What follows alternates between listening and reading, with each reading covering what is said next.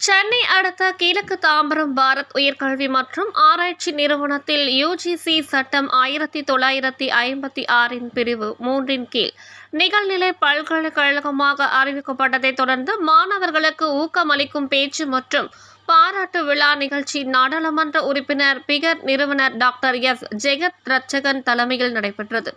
இந்நிகழ்ச்சிக்கு தலைமை விருந்தின் கேரளா மற்றும் லட்சத்தீவு இயக்குநரகத்தின் துணைத் தலைவர் மேஜர் ஜெனரல் முனைவர் ரமேஷ் சண்முகம், சிறப்பு அழைப்பாளராக தமிழ்நாடு அரசு மற்றும் தனியார் துறை இயக்குனர் கொமடோர் ராகவ் ஆகியோர் கலந்து கொண்டு நாட்டு நல பணி குறித்தும் இதனால் மாணவர்களின் திறன் அதன் வளர்ச்சி குறித்து சிறப்புரையாற்றினார்.